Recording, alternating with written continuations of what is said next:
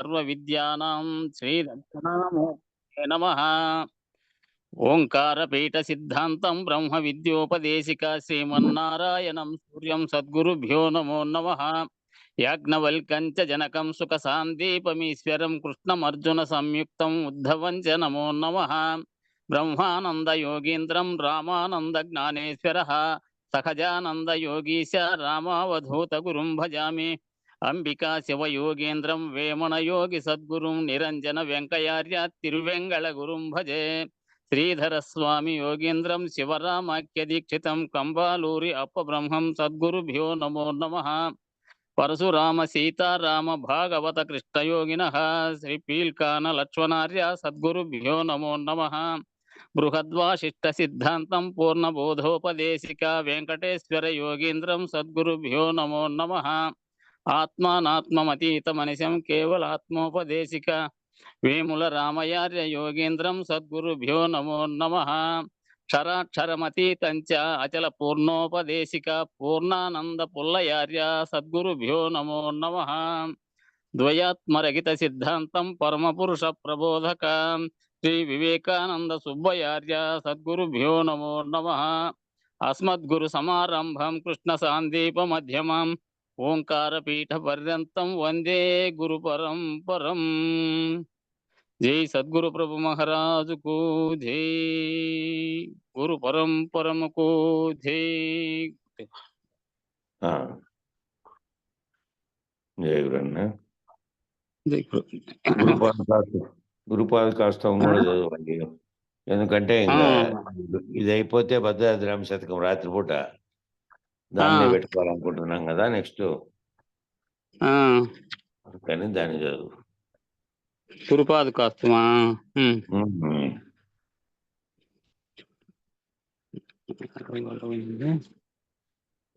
శ్రీ సమంచితం అవి అదే అదే అదే అదే అదే తర్వాత బుక్ తీసుకొని వస్తా.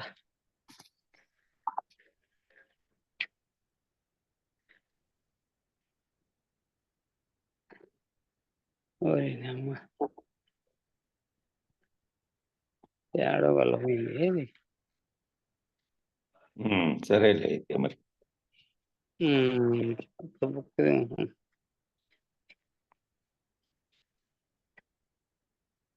సరే సరే సరే. లేట్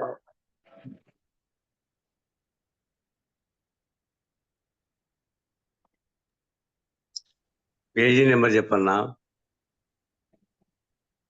278.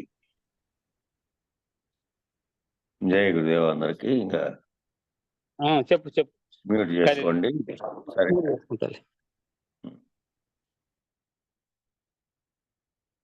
278లో ఈ పేజీలో ఇక మొన్న తారకమంతా ఒక చాప్టర్ ఉన్నది ప్రత్యేకంగా. అదంతా అయిపోయిన తర్వాత మళ్ళీ సాధనా చతుష్టయ సంపత్తిలోకి వచ్చారు. సాధనా చతుష్టయ సంపత్తి చాలా ముఖ్యమైన అంశం ఇది. ప్రతి ఒక్కరూ అది వాళ్ళు ఏ వేదాంతం లేకపోయినా, ద్వైతం అద్వైతం ఇష్టాద్వైతం ఏమిట్లోకి పోయినా కూడా, తత్వ విచారణ లేకపోయే వాళ్ళకి, అచల బోధన కానీ ఇంకా ఇతర బోధనలు లేకపోయిన వాళ్ళకి కూడా ప్రతి ఒక్క దాంట్లో కూడా మొదట చెప్పిండేది ఇదే. సాధనా చతుష్టయ సంపత్తి ఉన్నవానికి విచారణలో భాగంగా అన్నీ మిగతావన్నీ మళ్ళీ ఎరిగించుకుంటూ పోతారు. కాబట్టి అట్టి సాధనా సంపత్తి పరుడైతే వానికి ఇంకొకేసారి అచల బోధ ఎరిగించవచ్చు అని మొదలచలం ఎరిగించదా అని మొట్టమొదటే వారికి తీవ్రమైనటువంటి మోక్షాపేక్ష కాదు, మోక్షాపేక్ష ఉన్నటువంటి సాధనాపరుడు, ఆల్రెడీ సాధనాపరుడైనటువంటి వానికి చెప్పారు. కాబట్టి ఇంక అప్పుడు సాధనలు నీకేం అవసరం లేదు, ఇంకా సాధనలు దాటినటువంటి స్థితిలోకి వచ్చావు కాబట్టి నేరుగా నీకు మంత్రోపదేశం చేసి బోధ చెబుతానని చెప్పి మొదలుపెట్టారు అందులో. కాబట్టి మొదట సాధనా సంపత్తి పరుడుగా ఉంటే వానికి ఇంకా సులభంగా అటువంటి శిష్యునికి గురువు గారు బోధించడానికి కూడా చాలా సులభంగా ఉంటుంది. ఈ సాధనా సంపత్తి అనే దాంట్లో వచ్చినటువంటి అంశాలు మామూలుగా మనం దీంట్లో వచ్చినాయి. ఇతర పుస్తకాల్లో కూడా వీళ్ళు మళ్ళీ వాటి మీదనే వివరణ ఇస్తున్నారు. ఇక్కడ మామూలుగా అంశాల్లో దాంట్లో వచ్చినట్లు నిత్యానిత్య వస్తు వివేకము, ఇహముత్తాత్వ ఫలభోగ విరాగము, సమాధి షట్క సంపత్తి, ముముక్షత్వం అనేటువంటి ముఖ్యమైన అంశాలు ఉన్నాయి. మళ్ళా సమాధి షట్క సంపత్తిలో శము, దము, తితిక్ష, ఉపరతి అని ఇట్లా విభాగాలుగా కూడా చెప్పినారు. వాటి అంతటి సామ్రాజ్యం అంతా ఇక్కడ వీళ్ళు వివరించే ప్రయత్నం చేశారు. సాధనా చతుష్టయ సంపత్తి ప్రారంభంలో నిత్యానిత్య వస్తు వివేకము, ఇహమూత్రాత్మ ఫలభోగ విరాగము, సమాధి షట్క సంపత్తి, ముముక్షత్వం వీటన్నిటినీ అంతిమ లక్ష్యం ముడిపెట్టి చెప్పాలి.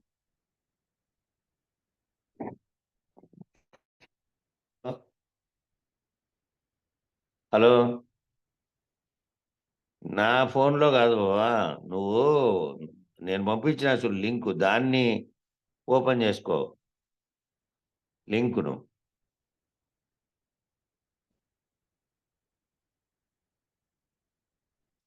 మధ్యలో ఫోన్ చేశారు బాబా, చేస్తే దానివల్ల డిస్టర్బ్ అయింది.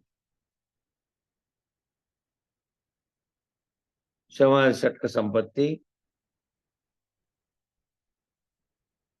ముముక్షత్వము వీటన్నిటినీ అంతిమ లక్ష్యానికి ముడిపెట్టి చెప్పాలి. అంతిమ లక్ష్యం ఏదైతే ఉంటుందో ఆ లక్ష్యానికి ముడిపెట్టి చెప్పాలి దీనిని వివరించారు. నిత్యానిత్య వస్తు వివేకము అనే దాని గురించి వివరించారు. మొదట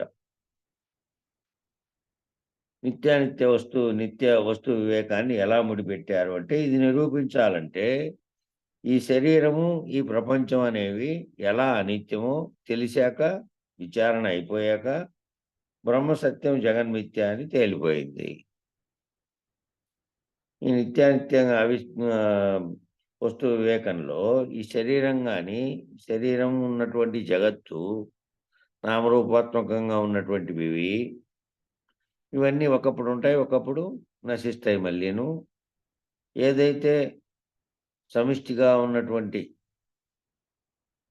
ఎరుక ఉందో, ఏదైతే సమిష్టిగా వచ్చినటువంటి చైతన్యం కలిగిందో, దేనివల్ల అయితే ఏర్పడడానికి కారణమైన దాంట్లో ఉన్నటువంటి మొట్టమొదటి కలిగినటువంటి చైతన్యమే ఎరుక. అది మొట్టమొదటి కలిగినటువంటి సమిష్టిలో కలిగినటువంటి సృష్టికి కారణమైన బ్రహ్మంలోనూ నీలోనూ కూడా అదే ఉంది. దానివల్లనే సకలము సృష్టి అయింది. దాన్ని నువ్వు భావించకుండా శరీరంగా ఉన్నటువంటి ఈ కనపడుతున్నటువంటి శరీరము, నామరూపాత్మక జగత్తు అంతానని నువ్వు పెట్టుకొని నీవు అవిద్య వల్ల ఇది అనుకుంటున్నావు అని తెలిసిన తర్వాత అప్పుడు ఏంటి సారాంశం అంటే,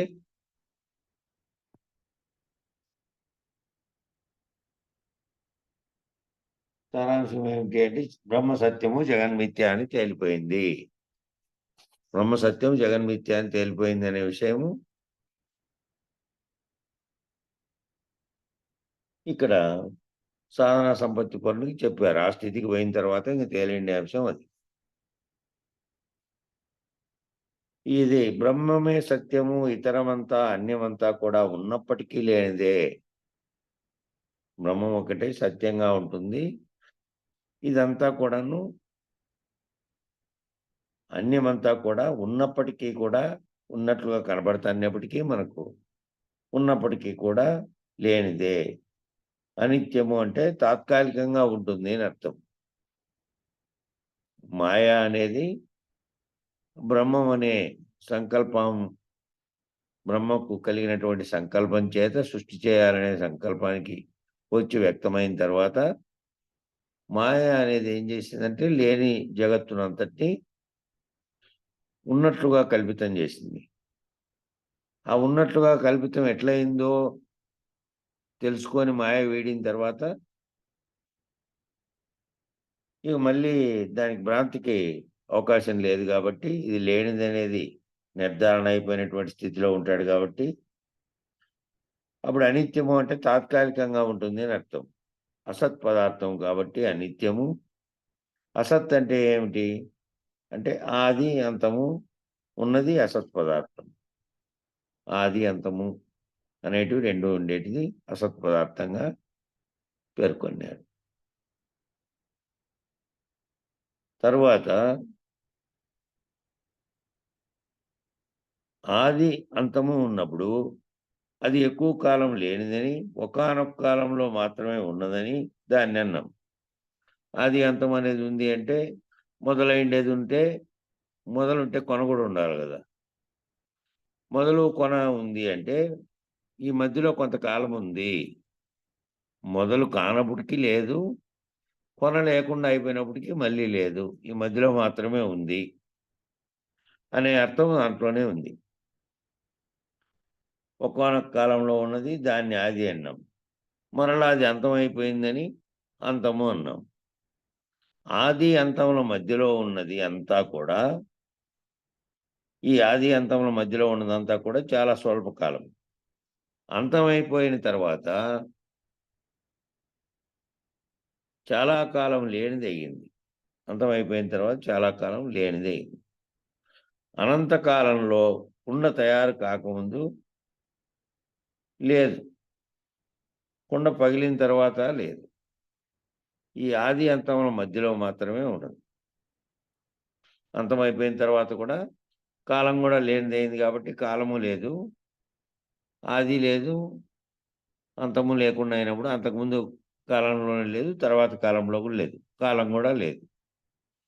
ఈ అనంత కాలంలో కుండ తయారు కాకముందు, కుండ తయారు కావడము అంటే సృష్టి జరగకముందు. సృష్టి జరిగినిచ్చి పంచభూతాత్మకంగా ఏర్పడిన తర్వాత మళ్ళీ జీవులు ఏర్పడిన తర్వాత మళ్ళీ ఇదంతా అనుకోండి. అది కానే కాలేదు. లేదు.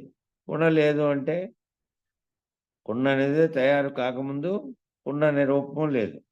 కుండ పగిలిన తర్వాత కూడా కుండ అనే రూపం కూడా లేదు. ఈ ఆది అంత్యముల మధ్యలో మాత్రమే ఉంది. మొదలు తయారైనిచ్చి మళ్ళా తయారైన తర్వాత మధ్యలో ఉంది. తయారు కాకముందు లేదు. తర్వాత పగిలిన తర్వాత కూడా లేదు. తాత్కాలికముగా ఉంది అంటే అది అనిత్యము అవుతుంది. ఏది తాత్కాలికంగా ఉందో అది అనిత్యంగా ఉంది. ఆది అంతం లేకుండా ఎప్పుడు ఏదైతే ఉందో అది నిత్యమైంది. ఎప్పటికీ ప్రపంచం ఉన్నప్పటికీ, ప్రపంచం లేనప్పటికీ, సృష్టి జరిగినా జరగకపోయినా, సృష్టి లయమైనా లయంతోనూ సృష్టితోనూ సంబంధం లేకుండా ఎప్పటికీ అప్పటికీ ఉండేది నిత్యంగా ఉండేది. ఇది తాత్కాలికంగా ఉండేదంతా అనిత్యం అవుతుంది. కాబట్టి శరీరమునకు సంబంధించి ఆయుష్కాలానికి ఆది అంతం ఉంది. ఈ శరీరం అనే దానికి ఇది పుట్టుకతో ఏమో మొదలైంది. పుట్టుకతో మొదలైన తర్వాత అంతం కూడా ఉంది దీనికి. మళ్ళా శరీరం నశించింది. శరీరంలోకి ప్రవేశిస్తున్నటువంటి శరీరం ఆసరాగా ఉపాధిగా చేసుకొని ఉన్నటువంటి చైతన్యమేమో అంత్యకాలంలో శరీరాన్ని వీడి మళ్ళీ ఇంకో ఉపాధిని ఎత్తుక్కుంటోంది. మళ్ళీ జన్మకు. దాన్ని చేసినటువంటి సంచిత ప్రారంభ కర్మలను బట్టి ఆగామి కర్మ ఏర్పడి మళ్ళీ వెళ్తోందది. అయితే శరీరముకు సంబంధించినటువంటి ఆది పుట్టుకైతే అంతము శరీరం మరణం. కాబట్టి మధ్యలో ఉన్నది కూడా పరిణామం చెందుతూ, మార్పు చెందుతూ ఉంది. మధ్యలో ఉన్నప్పుడు కూడా అనేక అవస్థలను పడింది. బాల్యావస్థ కట్టు నుంచి వృద్ధాప్యం దాకా శరీరం నశించే వరకు అనేకమైనటువంటి పరిణామాలు కూడా చెందింది. పరిణామం అంటే మార్పు చెందింది. ఒకే రీతిలో ఏం లేదది. కాబట్టి స్థూల శరీరము బాల్యాది అవస్థలు మొదలుకొని షడ్విధ వికారాలు పొందుతూ చివరకు నశిస్తుంది. ఈ స్థూల శరీరం అనేది పిల్లపుట్టి నుంచి ఒకే రకాల రూపమే కాకుండా, కేవలం రూపమే కాకుండా మనసులో కలిగేటువంటి వికారాలు కూడా ఆయా వయసుల్లో ఆయా శరీరాన్ని బట్టి కలుగుతూ షడ్విధ వికారాలు చెందుతూ చివరికి ఏమవుతుంది అంటే చివరకు నశిస్తుంది. అలాగే సూక్ష్మ శరీరం కూడా దానిలోని జ్ఞానాన్ని బట్టి, అజ్ఞానాన్ని బట్టి, దాని యొక్క స్వభావాన్ని బట్టి మార్పు చెందుతూ ఉంటుంది. సూక్ష్మ శరీరం అంటే ఏదైతే భావిస్తూ ఉందో శరీరంలో చైతన్యంగా ఉన్నటువంటి ఆత్మగా ఉన్నటువంటిది, దాని యొక్క ప్రకాశంతో పనిచేసేటువంటి అంతఃకరణం అనేటువంటిది ఉంది కదా, మనసు, బుద్ధి, చిత్తం, అహంకారం. అది దాని యొక్క స్వభావం కూడా మారుతూ ఉంటుంది. దేన్ని బట్టి మారుతూ ఉంటుందంటే ఈ సూక్ష్మ శరీరం ఈ స్థూల శరీరంలో పెరిగే కొద్దీ వచ్చే అనుభవాల వల్ల వచ్చేటువంటి ఆ అనుభవాలను తాను భావించడం వల్ల తన అజ్ఞానము, భ్రాంతులు కొంత కొంతగా వదులుతూ పోతే, ఇట్లా వేదాంత పరంగా చెప్పాలంటే. అట్లా కాకుండా మామూలు సాధారణ మానవునికైనా సరే, ఏ వేదాంతపు జోలికి రాకుండా, దేనికి లేకుండా తన పని తాను చేసుకునే వ్యక్తికి కూడా పుట్టినప్పుడు ఉండే భావాల్లోనూ, యువకుడుగా ఉన్నప్పుడు వచ్చిన భావాల్లోనూ, ఇంకా పరిణితి చెంది అనుభవాలతో కూడినటువంటి జీవిగా మారి నడివేసుకొచ్చే వ్యక్తి భావాల్లోనూ, తెలివితేటల్లో, స్వభావంలో మార్పు ఉంటుంది. మార్పు చెందుతూ ఉంటుంది. సాధారణమైనటువంటి జ్ఞానం ఉండే మామూలు మనిషికైనా కూడా. ఎందుకంటే కొన్ని అనుభవాలే నేర్పుతూ పోతాయి కాబట్టి స్వభావం మార్పు చెందుతూ ఉంటుంది. కారణ శరీరంలో చూస్తే సంచిత కర్మరాశిలో ప్రారంధం తగ్గిపోతుంది, ఆగామి కలుస్తుంది.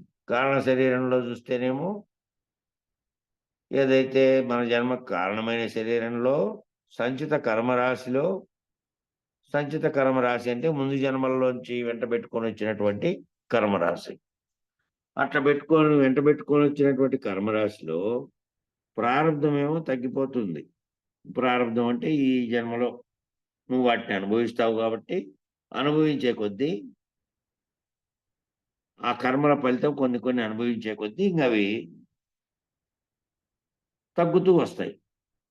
ప్రారంధం అనేది తగ్గుతూ వస్తుంది.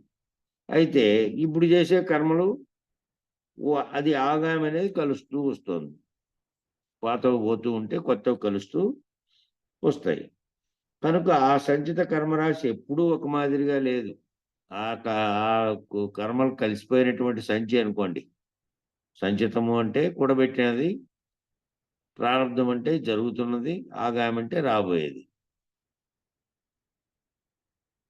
అట్లా క్యుములేటివ్ అంటే ముందు నుంచి వచ్చినటువంటి దాన్ని క్యుములేటివ్ అంటే ముందు నుంచి కూడబెట్టుకుంటా వచ్చిందేమో క్యుములేటివ్, ఇప్పుడు జరుగుతున్నదేమో ప్రెజెంటు ప్రారంధము, రాబోయే కాలాందేమో ఫ్యూచర్, భవిష్యత్తులో వచ్చే ఆగామి. ఇట్లా ఈ కర్మలను కూడా ఆ కారణ శరీరంలో ఒకటేమో అనుభవిస్తూ ఉంటే తగ్గిపోతూ ఉంటుంది, ముందు జన్మల్లోంచి వచ్చినటువంటివి. ఇప్పుడు చేస్తున్న కర్మల యొక్క ఫలితం అది మంచిది కానీ చెడ్డది కానీ దాని యొక్క ఫలితాన్ని నువ్వు అనుభవిస్తూ ఉంటే తరిగిపోయి ఇంకా కొన్ని మిగిలిపోయేటివి ఉంటాయి. ఈ మిగిలిపోయేటివి అవి కలిపి ఆగామిగా మారి మళ్ళీ ఈ జన్మకు మంచి వాటిని ఉత్తమ పనులని చేసింటే కూడా మంచి జన్మే కలగచ్చు, కానీ జన్మ అయితే పోదు. మళ్ళీ జన్మలో ఆ మిగిలినవి మంచి చేసినా చెడ్డ చేసినా వాటిని అనుభవించడానికి మళ్ళీ జన్మలో అవి ఆగామి కర్మలుగా మారి ఉంటాయి. అది కూడా మార్పు చెందుతూ ఉంటుంది. అది కూడా మార్పు చెందుతూ ఉంది. నువ్వు వ్యవహరించే తీరును బట్టి, నువ్వు ప్రవర్తించే తీరును బట్టి మార్పు చెందుతూ ఉంది. కొంతమందికి ముందు జన్మలో అట్లే ఉంటే మళ్ళీ ఈ జన్మలో కూడా తీవ్రమైనటువంటి అవి చేస్తూ మళ్ళీ వాటిని నశింపు చేసుకోవడానికి ఏది మార్గం కానీ ఇట్లా ఏదైనా భక్తిభావమో, విచారణో, ఇంకోటో లేకుండా జీవితకాలం అంతా కూడాను అట్లే గడిపేస్తూ ఉంటే అదే చక్రంలో తిరుగుతూ ఉంటారు. దాని యొక్క ఫలితాలను అనుభవించడానికి మళ్ళీ జన్మెత్తడం, అక్కడ కొన్ని అనుభవించడం, మళ్ళీ కొత్తవి చేయడం, మళ్ళా జన్మలేక ఆగామిని సమకూర్చుకోవడం, ఇదే సరిపోతుంది. ఇదే చక్రం. ఈ ప్రపంచం నిత్యంగా కనబడుతోంది. ఈ ప్రపంచం ఏమో నిత్యంగా కనబడుతోంది కదా నాకు, ఇది ఉంది నిత్యము అని అనుకుంటాడు. ఎవరైనా చూసిన వాళ్ళు కనపడుతుంది కాబట్టి ఓ నది దగ్గరికి వెళ్తే నదీ ప్రవాహాన్ని నిన్నటి రోజును చూసి ఈ రోజున మళ్ళీ అదే నదిని చూసామంటున్నాం. నది దగ్గరికి వెళ్ళి నిన్న నది ఉంది, ఈరోజు నది ఉంది, నిన్న చూసాం, ఈరోజు కూడా చూసాం అంటున్నాం. ఆ మాదిరిగా జగత్తు కూడా కొనసాగుతోంది. ఆ జగత్తు కూడా అదే కొనసాగుతూ ఉంది. నిన్నుంది, ఈరోజు ఉంది, ఆ ప్రవాహం లెక్కనే ఉంది. కానీ విచారించుకుంటే నిన్నటి నీరు సముద్రంలోకి వెళ్ళిపోయింది. నదేమో అట్లే ఉంది, భౌతికంగా కనపడుతోంది, అవతల ఒడ్డు ఇవతల ఒడ్డు. నిన్నటి నదే ఈరోజు ఉంది భూమి మీద. ఆకారంతో ఉన్నటువంటి ఆ నది ఉంది, కానీ నీళ్ళు అవి కాదు. నీళ్ళు వెళ్ళిపోయాయి, నిన్న వెళ్ళిపోయాయి, ఈరోజు వచ్చాయి. ఒకటే నీళ్ళే పోలే. నిన్నటి నీళ్ళు ఎక్కడున్నాయి? నిన్నటి నీళ్ళు సముద్రంలోకి కలిసిపోయినాయి. విచారించుకుంటే నిన్నటి నీళ్ళు సముద్రంలోకి వెళ్ళిపోయింది. మళ్ళీ 4 రోజుల తర్వాత కొత్త నీరు వచ్చి చేరుతుంది. ప్రవాహంలో కొత్తది పైనుంచి వస్తూనే ఉంటుంది కదా. అప్పుడు ఆ నది కాదు, వేరే నది.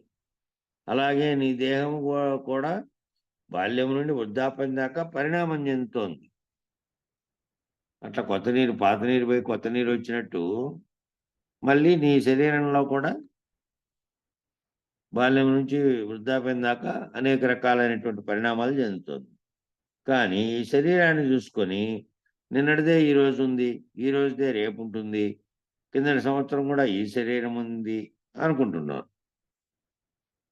శరీరం ఉంది అనుకుంటున్నాడు. శరీరం పరిణామం చెందుతోంది. శరీరం అదే ఉంది, కానీ అదే రూపంతో పుట్టినప్పుడు ఏ విధంగా ఉంటే ఆ విధంగా ఎందుకుంది? లేదు.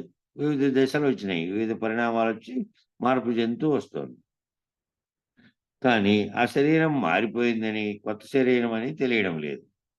7 ఏళ్లకు ఒకసారి ఈ శరీరం అంతా మారిపోతూ ఉంటుంది. రూపురేఖలన్నీ ప్రతి 7 ఏళ్లలో ఓసారి మార్పు చెందుతూ ఉంటుంది. ఆకారంలో, దాని యొక్క బలంలో, అన్నిట్లో కూడా. కొన్ని క్షణాలు క్షీణిస్తూ ఉంటాయి. కొన్ని క్షణాలు క్షీణిస్తూ ఉంటే కణాలు కాదు. కొన్ని కణాలు శరీరంలో, కొన్ని కణాలు క్షీణిస్తూ ఉంటే కొన్ని కణాలు పుడుతూ ఉంటాయి. ఆ కణాల కలయికే కాబట్టి శరీరంలో కొన్ని కణాలు క్షీణించే కణాలు ఏంటివి? అవి వృద్ధాప్యాన్ని కొని తెస్తాయి. అవి క్షీణించడం వల్ల అవి ఉన్నప్పుడు ఒక రకంగా ఉంటుంది. శరీర పుష్టిగా ఉన్నప్పుడు ఉండే కణాలు నశించడం వల్ల శరీర పుష్టి తగ్గుతూ పోతుంది. అట్లాగే అన్ని రకాలైనటువంటి కొన్ని రకాల కణాలు తగ్గిపోవడం వల్ల మార్పు చెందుతూ ఉంటుంది. కొన్ని కొత్తవి పుడుతూ ఉంటాయి. అలా కొత్త కణాలతోటి తయారవుతుంది. ఆ విధంగా విచారణ చేస్తే ఇది అనిత్యం. ఆ విధంగా చూసుకున్నామంటే ఈ అనిత్యం పుట్టినరోజు నుంచి ప్రతి క్షణము, ప్రతిరోజు మార్పు చెందుతూనే పోతూ ఉంటుందట్లే. శరీరం నశించే వరకు అనేకమైనటువంటి అవస్థలను ఎదుర్కొని ఉంటుంది. శరీరంలోని మార్పులను ఎదుర్కొని ఉంటుంది. వాటన్నిటి పరిణామాలు జరుగుతూనే ఉంటాయి. ఆ పరిణామాలు ఏమీ ఆగిపోవు. అట్లా పరిణామం చెందుతూ ఉంటుంది కాబట్టి విచారణ చేస్తే ఇది అనిత్యము, నిత్యమైంది కాదు, అనిత్యమైంది. మనకంటే కోట్లాది సంవత్సరాల నుంచి ఉన్నటువంటి శరీరాలు ఏవైనా ఉన్నాయా? ఏ శరీరము లేదు. శరీర రూపం, ఆకార రూపం దాల్చినటువంటివి మనకంటే ముందున్నటువంటివి ఏ ఒక్కటి లేవు. మళ్ళా మనం కూడా ఇదే రకమైన పరిణామంలో శరీరం అనేది అంతిమంగా ఏమవుతుంది అంటే నశించిపోయేదమే కాబట్టి దాని యొక్క లక్షణము, ఆ లక్షణాన్ని స్వభావంగా వెళ్ళిపోతుంది, అదేముండదు. కాబట్టి ఇది అనిత్యమైంది. ఇందులో ఏదైతే చైతన్యంగా భావిస్తోందో అది గనక గురుముఖత విచారణ చేసి చరణమరణ రాహిత్య పద్ధతిలో గనక అట్టి గురువును చేరి ఉంటే ఆ గురువు నీకు కారణమైనదేదో, జగత్తుకు కారణమైనదేదో ఈ వివరణ అంతా ఇచ్చి నిన్ను రహితపరుస్తాడు. మంత్రోపదేశము, దాని యొక్క అంతరార్థము చెప్పి ఇంకప్పుడు నీకు ఈ సృష్టికి కారణమైనది ఏదైతే ఉందో ఆ సంకల్ప వికల్పంలో అనేటువంటి దాంట్లో నుంచి ముక్తుడు అవుతావు. గుర్తెరిగే శరీరం ఏదైతే ఉందో ఆ గుర్తెరిగే శరీరం అన్నిటినీ కల్పిస్తుంది కాబట్టి గుర్తెరిగే శరీరం యొక్క గుర్తురహితమైతే ఇక ఈ జన్మ కర్మల ముడికి కారణమైనటువంటి అదంతా కూడా భావాతీతంగా అయిపోయి నీలో కలిగేటువంటి ఈ చలనాలన్నీ కూడా కదలకుండా అచల స్థితిలోకి పోయి నువ్వు ఇంకా భావించేకేమీ ఉండదు. నువ్వు లేవు, జగత్తు లేదు. ఈ అనిత్యమైనటువంటి దీంట్లో ఈ భావనలు ఏవైతే కలిగాయో ఈ సంకల్ప వికల్పాలే సమిష్టికర్త అయినటువంటి సృష్టికర్త అయినటువంటి బ్రహ్మ కలగడం వల్ల ఈ సమిష్టి పంచభూతాత్మకమైనటువంటి జగత్తు, అందులో ప్రాణులు ఏర్పడినాయి. ఇదంతా వివరణాత్మకంగా తెలుసుకున్న తర్వాత నీ మనసులోనే, నీ ఆలోచనల్లోనే కలిగేటువంటి సంకల్పాలను రహితపరుచుకునేదే ఈ విచారణ అంతా. దాన్ని ఏ విధంగా చేసుకోవాలి? అనేక జన్మల వాసనలతోటి అవన్నీ వచ్చినాయి కాబట్టి ఈ అనిత్యమైన దాన్ని పోగొట్టుకొని నిత్యంగా ఏది ఉందో దాన్ని తెలుసుకొని ఈ అనిత్యమైనది లేనిది అని తెలుసుకొని అట్లా ఉండేవాడికేమో ఆ విధంగా గురుకృప వల్ల తాను రైతులైన వారికి మళ్ళీ వచ్చేటువంటి అవసరం లేదు. ఎందుకంటే ఇక్కడ కారణం మహాకారణ వస్తువుల రెండింటిని గురువు గారు తొలగించి ఉంటారు. తొలగించి అంటే శిష్యుడు ఆ విధంగా భావన చెంది గురువాక్యంతో మమేకం చెంది ఇక తాను లేకుండా పోయినప్పుడు గురువు అశరీరుడుగా ఏ విధంగా ఉన్నాడో శిష్యుడు కూడా శరీరం ఉన్నప్పటికీ కూడా అశరీర భావంతో ఉంటాడు. భావం అశరీరుడు అంటే ఏది గుర్తెరిగే శరీరం లేదు. మామూలుగా ఉండే ఈ భౌతికంగా కనపడే శరీరం ఉంది. ఇది ఎట్లాగూ నశిస్తుంది. అది లేకుండా ఆ గుర్తెరిగేది లేకుండా ఉంటేనే ఈ ముడిలో నుంచి విడిపోతాడు. ఈ నిత్యానిత్యాలు ఏ ప్రాతిపదిక మీదుగా ఏ లక్ష్యంగా తీసుకొని మనం విచారణ మొదలుపెట్టాలి? ఈ నిత్యము అనిత్యం అనేది ఏ ప్రాతిపదిక మీదుగా, దీనికి ప్రమాణం ఏమిటి? ఏ ప్రాతిపదికతో మనము మొదలు పెడితే సరిపోతుంది? ఏ ప్రాతిపదిక మీదుగా ఏ లక్ష్యంగా తీసుకొని మనం విచారణ దేని లక్ష్యంగా తీసుకొని మనము ఈ విచారణ అనిత్యము నిత్యము అనే రెండు అంశాలని ఏం లక్ష్యంగా తీసుకొని మనం విచారణ మొదలు పెట్టాలి అంటే బ్రహ్మ సత్యం జగత్ మిథ్య అనేది మహావాక్యాల్లో ఒకటి. ముందు ఇది విచారణ చేసుకుంటూ పోతే కదా సత్యమైనది ఏది, అసత్యమైనది ఏది అని తెలుసు. ఆ సత్యమైనది కూడా ఆఖరకు పరిపూర్ణ బోధలో ఆ సత్యంగా భావించినటువంటిది కూడా లేనిదే అయిపోతుంది. సత్యంగా భావించినటువంటిది కూడా ఒకప్పుడు సృష్టికి కారణమైంది కాబట్టి ఒకప్పుడు ఉంది, ఒకప్పుడు లేదు. సత్యము నిత్యము అనుకున్న దాంట్లో ఒకటి మాత్రం ఎల్లప్పటికీ జగత్తుతో సహా ఏమీ లేకపోయినప్పటికీ, ఈ సంకల్ప వికల్పాలు లేకపోయినప్పటికీ, ఓంకారమైనటువంటి ప్రణవమే లేకుండా ఉన్నప్పటికీ, అవ్యక్తంగా ఉన్నది కూడా లేకున్నప్పటికీ, అవ్యక్తంగా ఉన్నది అంటే వ్యక్తమవుతుంది అని అర్థం. బ్రహ్మం సత్యముగా ఉన్నది అంటే మళ్ళీ వ్యక్తమైనప్పుడు బ్రహ్మము వ్యక్తమై ప్రపంచం కూడా వ్యక్తమవుతుంది కాబట్టి వ్యక్తం కూడా అవ్యక్తం కూడా లేనప్పుడు ఎప్పటికీ అప్పటికీ పరిపూర్ణ పరబ్రహ్మం అనేది అంతటా బయలు రూపంలో ఏ విధంగా ఉందో అంతటా నిండి ములుగుచ్చ సందు లేకుండా ఇంకో దానికి ఆస్కారం లేకుండా ఈ జగత్తు ఉన్నప్పటికీ లేనప్పటికీ దీనికి కారణం కాకుండా ఇది ఉండడానికి అదేమి ఇది ఉన్నా కూడా దానికి ఏ సంబంధం లేకుండా ఉన్నటువంటి అది ఉందనేది తదుపరి జరిగేది. మొదట ఈ నిత్య అనిత్యము అనేది శరీరంతో నేననే భావిస్తున్నటువంటి విచారణ ప్రారంభ దశలో ఉన్నటువంటి వాడు నిత్యం ఏది అనిత్యం ఏదని ముందు తెలుసుకోవాలి. కాబట్టి శరీరం నేననే భావనతో ఉండి ప్రపంచం ఉంది అనే భావనతో ఉంటాడు. కాబట్టి ఈ నిత్యానిత్యాలు ఏ ప్రాతిపదిక మీదుగా ఏ లక్ష్యంగా చేసుకొని మనం విచారణ మొదలు పెట్టాలి అంటే బ్రహ్మ సత్యము జగన్మిథ్య అనే మహావాక్యాన్ని, సత్యం జ్ఞానం అనంతం బ్రహ్మ అనే మహావాక్యాన్ని, సత్యం జ్ఞానం అనంతం బ్రహ్మ అనేది కూడా వేదాల్లో వెలువచ్చినటువంటి ఒక మహావాక్యం. సర్వం కల్విదం బ్రహ్మ అనే మహావాక్యాన్ని, 4 మహావాక్యాలుగా చెప్పినవేమో వేరు. 4 మహావాక్యాలు బ్రహ్మ గురించి చెప్పినాయి. అది నువ్వే ఎట్లయినావు అని చెప్పినాయి. ప్రజ్ఞానం బ్రహ్మ, తత్వమసి బ్రహ్మ, అయమాత్మ బ్రహ్మ, అహం బ్రహ్మస్మి అనేటివి 4 అవి. 4 వేదాల్లోంచి 4 తీసుకోబడినవి.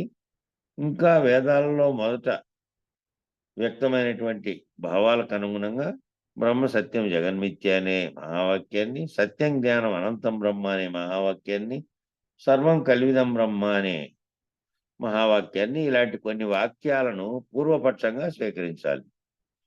పూర్వపక్షంగా ముందుగా వచ్చినటువంటి దాంట్లో మొట్టమొదట వచ్చినటువంటి వేదాల్లో ఈ వాక్యాలను అనుసరించే పెద్దలైనటువంటి వాళ్ళు తాపసికులంతా ఈ ఆలోచనలు గుండా పోయి విచారణ చేసినందువలనే ఈ తత్వ విచారణ అంతా పుట్టింది. కాబట్టి ముందుగా వీటిని స్వీకరించాలి. పూర్వపక్షం అంటే ఏమిటి అంటే ఈ వాక్యాల యొక్క అర్థం తెలుసుకొని అక్కడ మొదలు పెడుతున్నాము అని. ముందు ఈ వాక్యాలను తెలుసుకొని ఈ వాక్యాల దగ్గర మొదలు పెట్టుకొని అట్లా విచారణ చేసినటువంటి పూర్వం అనేక మంది వాళ్ళ వాళ్ళ భావాల్లో మహర్షులకు కలిగినటువంటి ఆలోచనలతో ఒక్కొక్క సిద్ధాంతాన్ని ప్రతిపాదించుకుంటూ వచ్చారు. వాళ్ళందరూ చెప్పింది ఏంటి అని అంటే ఒక్కోరు ఒక్కో రకంగా వేరువేరుగా చెప్పినచ్చు. విశిష్ట అద్వైతం ఓ రకంగా, ద్వైతం ఓ రకంగా, అద్వైతం ఓ రకంగా చెప్పుతా వచ్చినాయి. వాళ్ళు చెప్తా వచ్చినప్పటికీ కూడా బ్రహ్మము సత్యము అని, బ్రహ్మము అనేది ఉందని, విశ్వం అనేది ఉందని, జీవుడు అనేవాడు ఉన్నాడని, ఈశ్వరుడు వేరుగా ఉన్నాడని, ఇట్లా ఒక సిద్ధాంతం చెప్తే అది నువ్వేను వేరుగా లేడు, 2 ఒకటేనని ఒకటి చెప్పింది. ఇక వీటన్నిటికీ అతీతంగా చెప్పినటువంటిదేమో పరిపూర్ణ బోధేమో అన్నిటికీ అతీతంగా ఒకటి ఉంది. అది ఎప్పటికీ ఎటువంటి మార్పులు, ఎటువంటి పరిణామ వికారములు లేకుండా ఒకటుంది అని చెప్పింది. అదేమో ఒకటి. అయితే ఈ వీటన్నిటికీ కారణంగా ఉన్నటువంటి పూర్వపక్షంగా వచ్చినటువంటివి ఏవి అంటే ఇలాంటి ఇప్పుడు చెప్తున్నటువంటి ఇట్లాంటి వాక్యాలు బ్రహ్మ సత్యము జగన్మిథ్య, సత్యం జ్ఞానం అనంతం బ్రహ్మ, సర్వం కలివిదం బ్రహ్మ అనేటువంటి కొన్ని వాక్యాలను పూర్వపక్షంగా స్వీకరించారు. పూర్వం దాన్ని విచారించి మళ్ళా ఆ తర్వాత వచ్చినటువంటి మహావాక్యాల్లో విచారణలోకి పోవాలి. ముందు ఇది పూర్వపక్షం అంటే ఏంటంటే ఈ వాక్యాల యొక్క అర్థం తెలుసుకొని ఇక్కడ మొదలు పెడుతున్నాము, అక్కడ మొదలు పెడుతున్నాము అంటే అనుభవంగా తెలియక్కర్లేదు. అనుభవంగా తెలియడం కాకుండా విషయంగా తెలిస్తే కూడా దీని యొక్క విషయం ఇది అంతరార్థం అనేది. అట్లా కిందికి మళ్ళీ ఒక్కొక్కటిగా వస్తాయి. వచ్చినప్పుడు కొన్ని అనుభవాలుగా వస్తాయి. కొన్ని ఏమో కేవలం దాని యొక్క విషయం తెలిస్తే చాలు. మీకు రుజువు అవ్వక్కర్లేదు. అనుభవము అక్కర్లేదు. బ్రహ్మ ఒక్కటే అన్ని కాలాల్లో బాధ్యముగా ఉన్నది. దానికి మళ్ళా ప్రత్యేకంగా ఇది చూపించాలనేది కాకుండా, రుజువు కాకుండా, ఇది అనుభవంతో వచ్చేటి కాకుండా, నీ అనుభవాలు ఏవైతే ఉన్నాయో ఆ అనుభవాలన్నీ నేనని భావించినటువంటి శరీరంతో కూడినటువంటి వచ్చినటివి. అనుభవం అనేది దీనికి లేదు.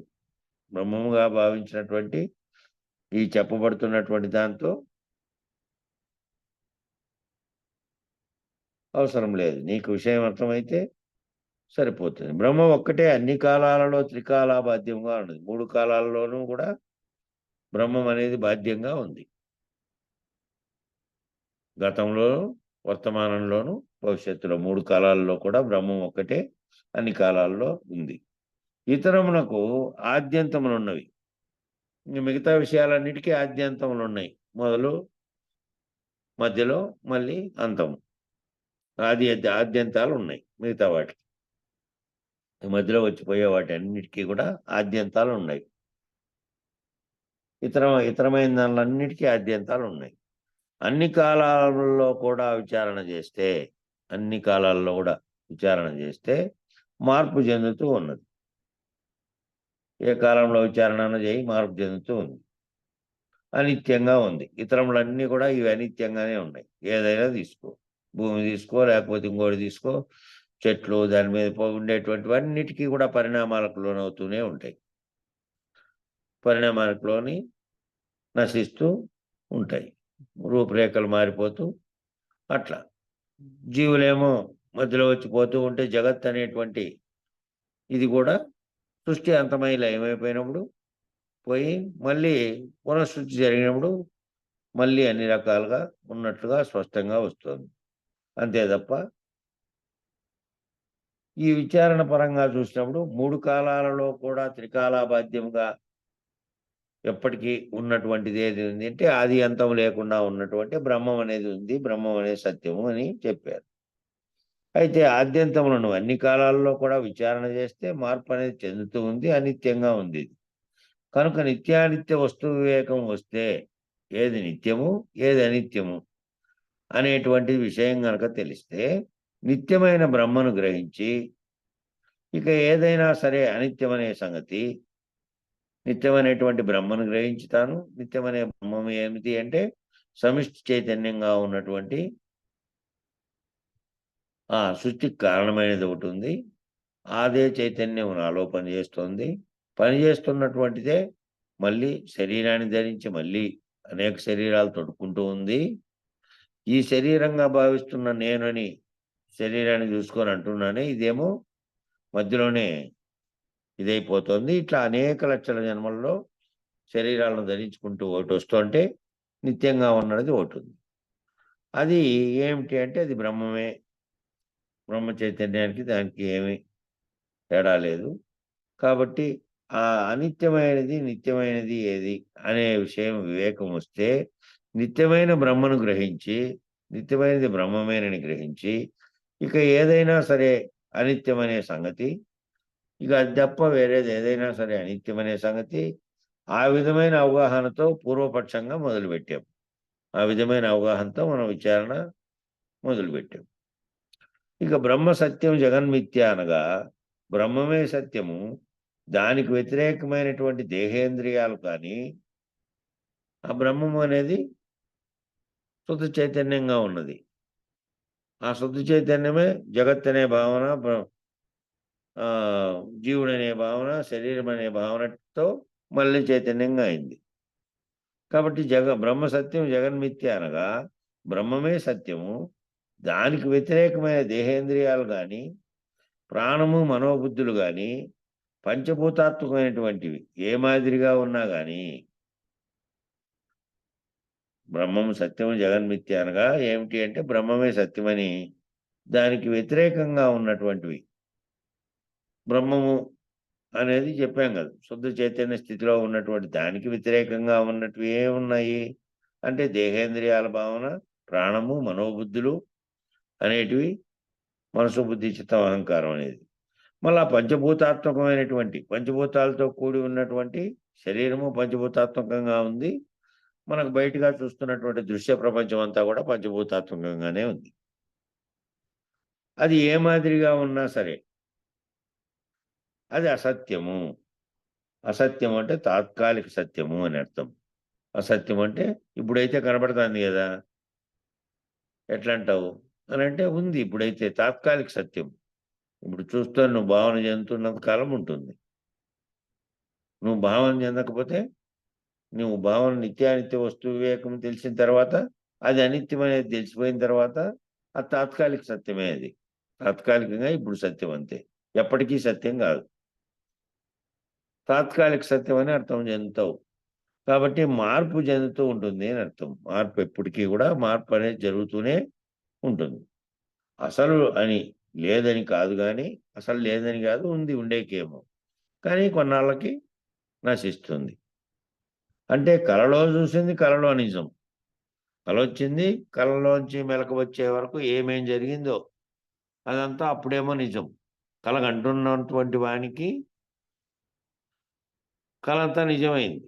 తాను ఎక్కడో పోయినాడు, ఒక బైక్ వేసుకొని ఎక్కడో పోయి అక్కడంతా ఏదో వ్యవహారం చేశాడు, మాట్లాడాడు, ఏవో వస్తువులు కొనుక్కున్నాడు, ఇంకా ఏమేమో చేశాడు అనుకో. అన్నీ కూడా కళలో జరుగుతున్నాయి. ఎప్పటి వరకు జరుగుతాయి అంటే కళలోంచి మెలకు వచ్చే వరకు జరుగుతూనే ఉంటుంది. మేల్కొన్న తర్వాత ఒకసారి బయటికి చూస్తాడు. ఎక్కడ పోయినా నేను ధర్మవరం బయటి కదా, ఎడ వీధుల్లో తిరుగుతాంటి, షాపుల్లో కొనుక్కుంటాంటి అనుకుంటాడు. చూస్తే పడుకునేటువంటి మంచమో లేకపోతే సాపో ఏడ పడుకొని లేచాడో ఆడ చూసి చుట్టూ చూసుకున్న తర్వాత లేదు. కలగనిండేటువంటి ప్రపంచం అంతా లేదు. కలగన్నంతసేపు కలలో నిజమే అది. కలగంటున్న వానికి మేల్కొనే వరకు కలగంటున్నంత సేపు నిజమే. మెలకువలో చూసినది మెలకువలో వచ్చినప్పుడు మెలకువలో చూస్తున్నాం కదా, విచారణ చేస్తున్నాం. ముందర బుక్ ఉంది, ముందర కిటికీల తలుపులు లైట్ వెలుగుతోంది, అన్నీ జరుగుతున్నాయి. అవి చూస్తున్నాం మెలకువలోటివి. మెలకువలో చూసేటివేమో మెలకువలో నిజం, కలలో చూసేటివి కలలో నిజం. గాఢ నిద్రలోనిది గాఢ నిద్రలో ఉంది, ఏంది? ఏం లేదు. గాఢ నిద్రలో శరీరానికి సుఖం చెందుతోంది. మనసు, బుద్ధి, చిత్తం, అహంకారం అనే అంతఃకరణ అనేది లేకుండా అయింది. చైతన్యం ఉపసంహరించబడినటువంటి తాత్కాలిక పరిస్థితుల్లో తాత్కాలికంగా మెలకు వచ్చేదాకా గాఢ నిద్రలో లేదు కాబట్టి, ఆ గాఢ నిద్రలో ఉన్నటువంటి ఏదైతే సుఖంగా ఉందో, ఏమీ తెలియబడకుండా ఉన్నటువంటి చైతన్యం లేకుండా కేవలం ప్రాణం మాత్రమే ఆడుతూ ఉంటే, శరీరము అచేతనంగా ఉండేటువంటి స్థితిలో ఉండి గాఢ నిద్రలో కలిగినటువంటి ఆ సుఖానుభూతి ఏమిటిది? మెలకువ వచ్చిన తర్వాత నాకు బాగా నిద్ర పట్టింది అనేది కూడా ఒక అనుభూతి. అది మెలకువ వచ్చినప్పుడే చెప్తున్నావు, నిద్రలో ఉన్నప్పుడు చెప్పలేవు అది కూడా. కాబట్టి గాఢ నిద్రలో పొందినటువంటిది గాఢ నిద్ర అనేది నిజం. అన్ని అవస్థలలో అనుభవించేటివన్నీ కూడా ఏవైతే అనుభవిస్తున్నావో అవస్థలలో, వివిధ రకాలైనటువంటి అవస్థలలో నువ్వు అనుభవించేటివన్నీ కూడా అనిత్యమనే అంటున్నాం. తాత్కాలిక సత్యాలుగా ఉన్నాయి అంతే.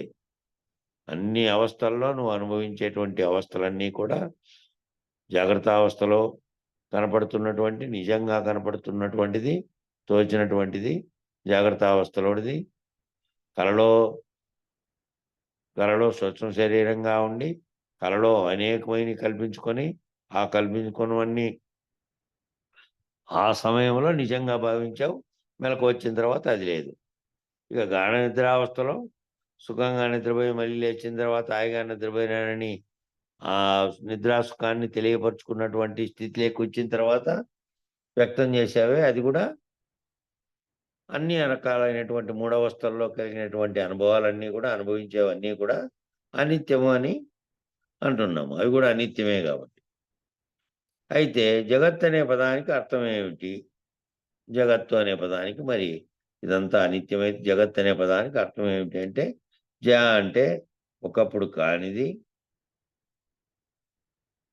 ఇప్పుడు అయినది అనడానికి బదులు పుట్టింది అంటున్నాం. జ అంటే జనించింది. జనించింది అనే పదం వాడతాం కదా ఏదైనా కానీ. వస్తువు కానీ, లేదంటే జీవుడు కానీ, లేకపోతే చెట్టు కానీ, ఇంకోటి కానీ జనించింది అంటే పుట్టింది. ఒకప్పుడు కానిది ఇప్పుడు అయినది అనడానికి బదులు, ఒకప్పుడు ఏం లేదు కదా అది. ఒకప్పుడు లేదు, ఇప్పుడు అయ్యింది, మళ్ళా ఉండదు కొన్నాళ్ళకు అనే దాన్ని ఏమంటున్నామంటే జనించింది జ అంటున్నాం, పుట్టినది అని అంటున్నాం. విచారణ చేస్తే నీరు గడ్డగట్టిన తర్వాత మంచుగడ్డ పుట్టింది అంటున్నాం. మంచుగడ్డ కరిగిన తర్వాత నీళ్లు పుట్టాయి అంటున్నాం. మంచుగడ్డ లయమైంది అయ్యిందని అంటున్నాం. మళ్ళీ నీళ్ళు ఆవిరి అయ్యేసరికి ఆవిరి పుట్టింది అని అంటున్నాం. జలం నశించింది అంటున్నాం. ఆ నీళ్లు కూడా లేకుండా ఆవిరైతాయి. గ్లాసులో నీళ్లు పెడితే 2 రోజుల తర్వాత చూస్తే మూడో రోజుకి సగానికి వచ్చింటాయి.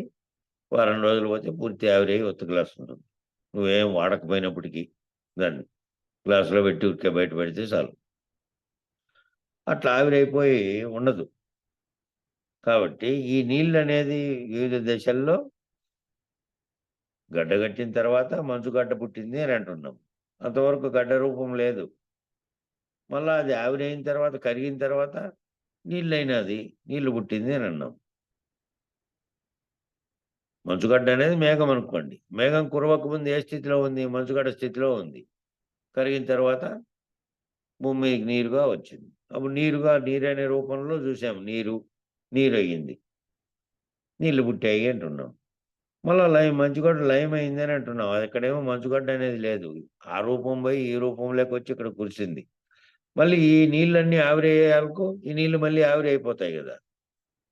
ఇక్కడ ప్రాణులు పీల్చుకుంటాయి, ఇక్కడ జీవులు పీల్చుకుంటాయి, లేదా ఊరికే చెరువులు అట్టే పెట్టినా కూడా ఆవిరైతేనే ఉంటాయి. మళ్ళీ కొత్త వచ్చి చేరితే తప్ప వాడకపోయినప్పటికీ ఎండిపోయి తీరుతుంది. అది వాడకుండా ఉంటే 2-3 ఏళ్ళకి అవుతుంది, లేదు వాడితే అప్పుడే పోతుంది 6 నెలలకు ఎక్కడొక్కడ. మళ్ళీ మొత్తంగా ఏమో ఆవిరి అవుతుంది అని అంటున్నాం, ఆవిరి అయింది అని అంటున్నాం. నీళ్ళు ఆవిరి అయ్యేసరికి ఏమైంది, ఆవిరి పుట్టింది. ఇవన్నీ పోయినాయి, గడ్డ రూపం పోయి నీళ్ళ రూపం పోయి ఆవిరి పుట్టింది అనే స్థితి వచ్చింది. ఆ ఆవిరి కుండలో కనుక పెట్టి మూత పెడితే ఆ ఆ పాత్రకు కొంతసేపు తర్వాత సాయంత్రం దాకా పెట్టిన తర్వాత మంట పెడితేనేమో అప్పుడే వస్తుంది, లేదు మంట వేడి ఏమీ లేకుండా పోయినా కూడా నీళ్ళలో కలిగే ఆవిరి వల్ల పైన పెట్టిన మూతకన్నీ చుక్కలు వచ్చి ఆరుకుంటాయి. అట్లా ఆవిరి పుట్టింది అని అంటున్నాం. మళ్ళా జలం నశించింది అని అంటున్నాం. జలం నశించి పైకి ఆవిరి అయిపోయిన తర్వాత మళ్ళా మేఘరూపమే ధరిస్తుంది. మళ్ళా పైకి పోయి మళ్ళా మేఘం కావడం, మళ్ళా మేఘం కురవడం, నీళ్లు కావడం, మళ్ళీ అవి ఆవిరి కావడం, మళ్ళీ పోయి అక్కడ మేఘం తయారు కావడం, ఇదే చర్య జరుగుతుంది. కానీ ఏదో ఒక రూపంతో ఆ జలతత్వం ఉంటూనే ఉంది. ఏదో ఒక రూపంలో మళ్ళా జలతత్వం అనేది రూపం మార్చుకుంటోంది, కానీ ఆ జలతత్వం అనేది ఉంది. అలాగే ఏదో ఒక రూపంలో ఈ ప్రకృతి ఉంటూనే ఉంది. ఈ ప్రకృతి అనేది కూడా ఏదో ఒక రూపంలో ఉంటూనే ఉంటుంది. ఎప్పటి వరకు ఉంటుందంటే, ఎప్పటి వరకు ఉంటుంది ఇది ఈ మాయావరణంలో ఉన్నంత వరకు ఉంటుంది. మాయావరణంలో ఉండేవాడే చూస్తున్నాడు ఇవన్నీ కాబట్టి. మాయావరణంలో ఉండేవాడు వీటిని చూసి వీటితో తాదాత్మ్యం చెంది ఇవి ఉన్నాయనేటువంటి భావించే స్థితిలో ఉన్నాడు. మాయావరణం దాటిన వానికి కనబడే జగత్తు మిథ్య, అది వస్తువు ఓసారి ఉండి ఓసారి పోతుంది, ఇవన్నీ లేనివనే భావనతో ఉంటాడు. మాయావరణంలో ఉండేవాడు మాయావరణం ఉన్నంతసేపు అవి నిజమనే భావిస్తూ ఉంటాడు. కలలో ఉన్నవాడు కళను నిజంగా భావించినట్టు, మేలుకునే వరకు కళ ఉంది కదా, మేలుకుండే వరకు కలలో నిజమని అనుకున్నాడు. అట్లా మాయావరణం ఉండే వరకు ఉన్నంత వరకు ఇవన్నీ ఉంటాయి. ప్రకృతి దీంట్లో కలిగేటు. విక్షేపంలో ఉన్న వాళ్ళందరికీ ప్రపంచం ఉంది. విక్షేపంలో ఉన్న వాళ్ళకు అంటే ఎవరైతే అన్నిటి పట్ల ఆపేక్షతో చూస్తున్నారో, వాటిని ఆకర్షించి వాటి ఉన్నాయని వాటి పట్ల తాదాత్మ్యం చెందుతున్నారో, అట్లా విక్షేపించుతున్న వాళ్ళందరికీ, విక్షేపం చెందకపోవడం అంటే అచలంగా ఉండడం. అచలంగా ఉన్నది ఏ విధంగా ఉంది, కదలక మెదలక ఎటువంటి వాళ్ళకు ఆస్కారం లేక, ఎటువంటి పరిణామ వికారములు లేక ఎప్పటికీ శాశ్వతంగా ఒకే తీరుగా ఉంది. అది విక్షేపం చెందినదేమో ప్రకృతిగాను, ప్రపంచంగాను, ప్రాణులుగాను రకరకాలుగా మార్పులు పరిణామ వికారములు చెంది ఈ మాయావరణం అనే దాంట్లోకి వచ్చి వీటన్నిటిని భావిస్తోంది. విక్షేపం చెందిండేది చెందకుండా ఉన్నది ఒకే రకంగా ఉంది. అట్లాగే విక్షేపంలో ఉన్న వాళ్ళందరికీ ప్రపంచం ఉంది. ఎవరైతే అశరీరుడుగా మారి శరీరం ఉన్నట్టుగానే ఈ శరీరం గుర్తెరుగుతున్నటువంటిది లేదు, గుర్తిరిగే శరీరం లేదు, ఈ భౌతికంగా కనబడే ఈ శరీరం పరిణామం మారుతూ వచ్చే కొద్దీ మళ్ళా నశిస్తుంది అనేది తెలుసుకొని చైతన్యం ఒక్కటే ఉన్నది. ఆ చైతన్యానికి కారణమైనది కూడా మాయావరణంలో నాకు లేకనే తోచింది ఉన్నట్టుగా. కాబట్టి ఆ ఏదైతే గుర్తెరుగుతున్న చైతన్యం ఉందో అది నశించినటువంటి అశరీరుడుగా ఉన్నటువంటి వ్యక్తి విక్షేపం చెందకుండా ఉంటాడు. విక్షేపం అనేదే లేదు, ఆ స్థితిలో ఉంటాడు. కాబట్టి విక్షేపంగా చెందకుండా ఉండేవారికి జగత్తుంది, నేనుంది అనే భావనలో ఉండదు. అన్నిటినీ చూస్తున్నప్పటికీ, తాను దాంట్లోనే కనపడుతున్నప్పటికీ, వ్యవహరిస్తున్నప్పటికీ, శరీరం వ్యవహరిస్తోంది, నేనని గుర్తెరిగేది లేనిది అనే భావనతో ఉంటాడు. విక్షేపం చెందకుండా ఉంటాడు. ఆ విధంగా విక్షేపంలో ఉన్నటువంటి వారందరికీ ప్రపంచము ఉంది. ప్రపంచంలో జరుగుతున్న పరిణామాలన్నీ ఉన్నాయి. తాననేది శరీరాన్ని చూసుకొని శరీరమే నేనని అనుకుంటా అన్నాడు. దానికి జరిగే దుఃఖము, దానికి జరిగే సుఖము తాను తాదాత్మ్యం చెంది దానిని అనుభవిస్తూనే ఉన్నాడు. దుఃఖాన్ని అయినా సరే, ఆనందాన్ని అయినా సరే దానిగా భావించి ప్రపంచంగా భావించిన వాడికి ఈ ద్వంద్వములు లేకుండా ఉండే విక్షేపం చెందకుండా ఉండేవానికి లేదు అది. కాబట్టి ఈ విక్షేపంలో ఉన్న వాళ్ళందరికీ ప్రపంచం ఉంది. దానిలో తాను అనేది ఉంది. ఆ తాననే నుండి తానకు వచ్చినటువంటివన్నీ పరిణామ వికారాలన్నిటితోనూ తాదాత్మ్యం చెంది అన్నిట్లోనూ ఉంది. ఎవరికి ఉన్నది ఇంకా? మరి ఈ విక్షేపం అనేది ఎవరికి ఉన్నదంటే మాయను దాటిన వారికి, మాయన అనే దాన్ని దాటిన వారికి, మాయావరణ నిరావరణ చేసుకున్న వారికి, మాయావరణ నిరావరణ చేసుకున్నటువంటి వారికి ప్రపంచం ఉన్నది అనే భావన ఉండదు. ఎప్పుడు మాయను దాటి నిరావరణ చేసుకుంటాడు అంటే గురువాక్యం చేత, గురుకృప చేత, నిత్యానిత్య వస్తు వివేకం ఎరిగిన తర్వాత ఆ కారణ మహాకారణాలు అనేటివి కూడా ఏవైతే ఉన్నాయో వాటిని కూడా గురువు గారు వివరించి నీకు లేనివిగా ఏదైతే చైతన్యంగా ఉండి ఆ చైతన్యమే వీటన్నిటిని సమస్తమును కల్పించడానికి కారణమైనదో దాన్ని కూడా తొలగించిన తర్వాత ఏమీ లేదు, భౌతిక శరీరంలో ఉంది, దాంట్లో భావిస్తున్నటువంటి వాడు భావరహితంగా ఉంటాడు, ఇది లేనిది అనే రహితంగా ఉంటాడు. మాయావరణగా కనపడుతున్నటువంటి దాంట్లో నేను ఇవన్నీ ఆవరణ లేకొచ్చిన తర్వాత ఆవరణలో చూడబడుతున్నటువంటివన్నీ ఆవరణ రహితం అయ్యేతలకే నిరావరణ స్థితిలోకి పోతాయి. అట్లా నిరావరణం చేసుకున్న వారికి ఈ విచారణ ద్వారా, వేదాంత విచారణలో ఈ అన్ని పరిణామాలను తెలుసుకొని అంతా విచారణ చేసుకొని విక్షేపం చెందకుండా మాయావరణను దాటిన వారికి, మాయను దాటిన వారికి మాయావరణను, ఈ ఆవరణ అనేది కేవలం భ్రాంతిగా ఉన్నటువంటి ఆవరణే అని ఈ భ్రాంతిని తొలగించుకొని నిరావరణ చేసుకున్న వారికి ప్రపంచం అనేది ఉండదు. ప్రపంచం కనపడుతున్నప్పటికీ, ప్రపంచంలో తాను వ్యవహరిస్తున్నప్పటికీ భావనలో ఉండదు. తానే బ్రహ్మమైన వాళ్ళకి ప్రపంచం తోచదు. నేను బ్రహ్మముగా ఉన్నటువంటి స్థితిలో ఏదైతే ఉందో ఆ సమిష్టి చైతన్యంగా ఉన్నటువంటి స్థితిలో ఉన్నదాన్ని నామరూపాత్మకంగా ఉన్నటువంటి శరీరాన్ని కాదు, దీనితో తాదాత్మ్యం చెందుతున్నటువంటి ప్రపంచంలో నేను పొందినటువంటి అనుభవాల వల్ల, ఆ అనుభవాల వల్ల వచ్చినటువంటి వాసనలతో మళ్ళీ మళ్ళీ జన్మకు కారణమైన దాన్ని సృష్టించుకున్నటువంటి అంతా కూడా అనిత్యమైనది. ఇవన్నీ కూడా నేననే భావనతో, నేను ప్రపంచంతో తాదాత్మ్యం చెందడం వల్ల కలిగినవే అని భావించి తానే బ్రహ్మమైన వారికి, నేనే బ్రహ్మమును అని తెలిసిన వారికి ప్రపంచం అనేదాన్ని ఇది అనిత్యమని భావించిన వారికి ప్రపంచం తోచదు. మాయావరణంలోంచి నిరావరణ స్థితికి వచ్చింటాడు కాబట్టి తానైనటువంటి బ్రహ్మనిష్టలో తెంపు లేకుండా కొనసాగుతూ, తాను బ్రహ్మముననే భావనలో నుంచి ఒక స్టెప్ కూడా కిందికి దిగి రాకుండా, మళ్ళీ మాయావరణలోకి రాకుండా,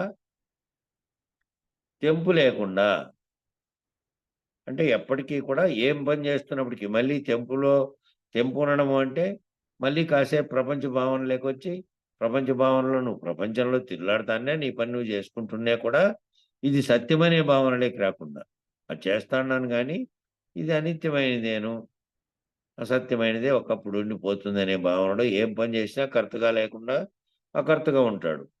అకర్తగా ఉండేవాడు ఏంటి? నిత్యము తానైనటువంటి తన యొక్క స్వరూప జ్ఞానంతో ఆ స్థితిలో ఉంటాడు, కిందికి దిగి రాకుండా. బ్రహ్మనిష్టలో తెంపు లేకుండా, ఆ నిష్టలోనే తెంపు లేకుండా బ్రహ్మం తానే బ్రహ్మం అనే స్థితిలో కొనసాగుతూ స్వస్వరూప సాక్షాత్కారంగా ఉంటాడు. తన స్వస్వరూపాన్ని దర్శించిన వానిలాగా దాన్ని సాక్షాత్కరించిన వాడు ఏ విధంగా ఉంటాడంటే తాను మాయావరణలో ఉన్నటువంటి ప్రపంచంగా భావించే నామరూపాత్మకంగా కాకుండా సమిష్టి చైతన్యంగా ఉన్న బ్రహ్మముగా, మళ్ళీ దానిలో నుంచి కూడా నిరావరణ స్థితికి వెళ్తే మాయావరణమును దాటి అచలంగాను నిరపేక్షకంగాను ఏ విధమైనటువంటి ఉన్నాననే భావన కూడా లేనటువంటి స్థితిలోకి వెళ్తాడు. అట్లుంటాడు, విజ్ఞాన స్వరూపంగా ఉంటాడు. నేను బ్రహ్మమును అని అన్నప్పుడేమో విజ్ఞాన స్వరూపంగా ఉన్నాడు. ఆ విజ్ఞానానికి కారణమైనది కూడా ఉంటుంది, మళ్ళీ అది వ్యక్తమయ్యేదానికి ఉంటుంది. కాబట్టి దానికి అతీతంగా ఉన్నటువంటి అచల పరిపూర్ణాన్ని తెలుసుకోమని ఈ సిద్ధాంతకర్తలు చెప్పిండేది. అద్వైతం వాళ్ళు నువ్వు బ్రహ్మగా ఉండు, బ్రహ్మ దేన్ని జగత్తుకేం అంటలేదు, అంటకుండా సృష్టికి కారణమైనటువంటి వస్తువుగా ఉన్నప్పటికీ జగత్ అనే దాన్ని మాయావరణం అనేది తోచింపజేసింది. కాబట్టి ఈ మాయావరణం తోపింపజేసిన దాంట్లో బ్రహ్మ ఏమి తాదాత్మ్యం చెందలేదు. బ్రహ్మ సర్వసాక్షి రూపంలో అక్కడే ఉన్నాడు, దిగిరాలేకుండా. బ్రహ్మం అనే దానికి జగత్ ఏం అంటలేదు, నువ్వు బ్రహ్మగా ఉండు అంటే దానికి అతీతంగా ఉన్నటువంటి దాన్ని వీళ్ళు బోధించారు. జ్ఞానాజ్ఞానములకు అతీతంగా ఆ జ్ఞానం ఏదైతే కలిగిందో ఆ జ్ఞానమే కాబట్టి సంకల్పానికి కారణము, సృష్టికి కారణమైంది. ఆ జ్ఞానం ఉన్నప్పటికీ అది కూడా మళ్ళీ ఒకసారికి వ్యక్తమవుతుంది కాబట్టి దానికి అతీతంగా అచల పరిపూర్ణ పరబ్రహ్మమును దాటాలంటే ఆ బ్రహ్మం అనే విజ్ఞాన రూపంగా ఉండేది కూడా దాటినటువంటి స్థితి జ్ఞానాజ్ఞానకు అతీతమైనటువంటి స్థితి. అయితే ఆ విజ్ఞానం అక్కడ నేను బ్రహ్మను అనే స్థితిలో ఏ విధంగా ఉన్నావంటే విజ్ఞాన స్వరూపంగా ఉన్నావు, విజ్ఞాన స్వరూపంగా ఉన్నావు. నేను బ్రహ్మను అనే స్థితిలో విజ్ఞాన స్వరూపంగా ఉన్నావు. అన్యం లేనటువంటి అపరోక్షంగా ఉన్నావు. అన్యం అనేది లేదు. అంటే మాయావరణాన్నేమో ఈ మాయావరణంగా భావించినటువంటి అవిద్య చేత, అజ్ఞానం చేత శరీరంగాను జగత్తుగాను భావించినటువంటి నామరూపాత్మకమైనది లేకపోయినప్పటికీ విజ్ఞాన స్వరూపంగా ఉంటావు అక్కడ. నేను బ్రహ్మనని తెలిసినప్పటికీ, బ్రహ్మస్వరూపంగా ఉన్నానని నీ స్వరూప జ్ఞానం తెలిసినప్పటికీ ఏ విధంగా ఉన్నావంటే అన్యము లేనటువంటి అపరోక్షంగా ఉన్నావు కానీ విజ్ఞాన స్వరూపంగా ఉన్నావు. ఏకమేవా ద్వితీయం బ్రహ్మగా, బ్రహ్మకు లక్షణమైనటువంటి బ్రహ్మానుభవంతో బ్రహ్మ లక్షణమైనటువంటి ఒక్కటే ఉన్నది, ఒక్కటే ఉన్నది బ్రహ్మము. అది అద్వితీయము అంటే రెండు కానిది, అది ఏకంగా ఉన్నటువంటి ఒక్కటే అనే బ్రహ్మానుభవంతో అపరోక్ష అనుభూతితో ఉంటాడు. అతనికి ప్రపంచం లేదు, అతనికి ప్రపంచ భావన లేదు. నేను బ్రహ్మనే దాంతో ఉన్నాడు కాబట్టి ఆ బ్రహ్మ సత్యము కనుక ఆ బ్రహ్మ జ్ఞానంలో ఉన్నవాడు. ఆ బ్రహ్మ సత్యము ఇదంతా అసత్యంగా కనబడుతున్నది, జగత్తుగా నామరూపాత్మకంగా అనేకమైనటువంటి ప్రాణులుగా నేనుగా మేనుగా కనపడుతున్నదంతా కూడా లేనిదని, ఆది అంతం లేకుండా వికారం లేకుండా ఏ మార్పు చెందకుండా నిర్వికారంగా అచలంగా పరిపూర్ణంగా తిరిగి మాయలేకి ప్రవేశించే ఆస్కారం లేకుండా ఉంటాడు. ఇంకా పరిపూర్ణ భావాన్ని పొందినవాడు నేను బ్రహ్మననే స్థితిలో నుంచి దాటుకున్న తర్వాత ఆ నేను బ్రహ్మం అనేటువంటి విజ్ఞాన స్వరూపాన్ని కూడా దాటి జ్ఞానాజ్ఞానానికి అతీతమైనటువంటి స్థితి లేకపోతే ఎట్లుంటాడంటే ఆది అంతము లేకుండా, ఆది లేదు అంతము లేదు, వికారములు లేవు. ఈ వికారములు భావనలుగా వస్తున్నటువంటి భావ పరంపర ఏమీ లేదు, మార్పు చెందకుండా, మార్పు అనేది లేదు, నిర్వికారంగా ఏ వికారము లేదు, దేని మీద ఆపేక్షంగా ఆపేక్ష నిరపేక్షం అనేదే లేదు, ఏది లేనటువంటి, ఏవి కలగనటువంటి, వ్యాప్తం కానటువంటి, వ్యాప్తమైతే మళ్ళీ అన్నిటి వైపుకు వెళ్ళడం అనేది, నిర్వికారంగాను మార్పు చెందకుండాను అచలంగాను పరిపూర్ణంగాను. అచలము అంటే చెల్లించనిదిగా అచలముగా ఉంటాడు అంటే అచలం ఏ విధంగా ఉందో అచలం దేనికి కర్త కాకుండా, దేన్ని పుట్టించకుండా, ఏది పుట్టినా లేదా ఏది లేకపోయినప్పటికీ ఒకప్పుడు ఉంది ఒకప్పుడు లేదు, ఇది ఆది ఇది మొదలు ఇది కొన, ఇది మధ్యలో కొంతకాలం అనేది కూడా లేకుండా విశ్వం ఉన్నప్పటికీ లేనప్పటికీ కూడా ఎప్పటికీ అప్పటికి ఏ విధంగా అచలంగా ఉందో అట్లా పరిపూర్ణంగా ఉన్నటువంటి పరిపూర్ణమైనటువంటి అచల భావం చెందినటువంటి వాడు కూడా ఈ మధ్యలో వ్యవహారంలో శరీరం అనేది ఉంది, అది ఎప్పుడో దాని సమయం వచ్చినప్పుడు అది నశిస్తుంది. దాంట్లో వ్యవహారానికి కర్తగా ఉన్నటువంటి వాడు కర్త లేడు, కర్తగా భావించేవాడు ఎవరైతే ఉన్నాడో నేనని భావనతో లేడు. ఉన్నది ఒక్కటే సమిష్టి చైతన్యమైనటువంటి బ్రహ్మం అనే దాంట్లో ఉన్నటువంటి వాడు. ఆ జ్ఞానం ఏదైతే ఉందో ఆ జ్ఞానం కూడా పుట్టకముందు అవ్యక్తంగా ఉన్నాడు అని చెప్పారే, ఆ అవ్యక్తం కూడా లేదు, అది కూడా వ్యక్తమైనదే, లేకుండా ఒకప్పుడు సంకల్పం చేత వ్యక్తమైంది. కాబట్టి అది కూడా లేనటువంటి స్థితిలో ఎప్పటికీ ఒకే రకంగా ఎట్లుంది? ఆ విధంగా వీడు కూడా ఉన్నాడు. శరీరంలో ఉన్నటువంటి శరీరంతో సంబంధం లేకుండా శరీరం అనే ఆవరణనే చేసుకొని ఉన్నప్పటికీ, శరీర ఆవరణలో ఉన్నటువంటి వాడు ఈ ఆవరణ అనేది నిజమైంది కాదని, ఈ ఆవరణ అనేది మాయా మాయావరణమని, ఆ మాయావరణం దాటినటువంటి ఉన్నవాడు వికారం లేకుండా ఏ రకమైనటువంటి ప్రపంచంతో అనుభూతి చెందకుండా, ఆది అంతము వికారం ఏమీ లేకుండా, మార్పు చెందకుండా, నిర్వికారంగా, అచలంగా, పరిపూర్ణంగా తిరిగి మాయలోకి ప్రవేశించే ఆస్కారం లేకుండా ఉంటాడు. తిరిగి మాయలోకి ప్రవేశించే ఆస్కారము అంటే బ్రహ్మ సత్యము జగత్తు మిథ్య అనే కాడే ఉంటే గనక, ఆ బ్రహ్మ సత్యమే జగత్తు మిథ్యే గాని, ఆ సత్యమైనటువంటి బ్రహ్మకు మళ్ళీ తిరిగి సంకల్పం కలిగితే మళ్ళా పునఃసృష్టి అనేది జరుగుతుంది కాబట్టి, మళ్ళీ ఆవరణలోకి వచ్చే అవకాశం, మాయలోకి ప్రవేశించే ఆస్కారం ఉంది కాబట్టి, ఆ బ్రహ్మము సృష్టికి కారణమైన బ్రహ్మము స్థితిలో నుంచి ఎప్పటికీ ఒకే పరిణామ వికారం లేనటువంటి పరిపూర్ణ పరబ్రహ్మం అనే అచల స్థితిలోకి ఉంటాడు. మాయావరణము దాటి మళ్ళీ తిరిగి మాయలోకి ప్రవేశించే ఆస్కారమే లేకుండా, దానికి కారణమైనటువంటి సంకల్పమే కలగకుండా, కలిగేటివన్నీ కూడాను కేవలం లేనివి అనే భావనతో తాను అశరీరుడై నేననే భావనను విడిచిపెట్టి ఉంటాడు.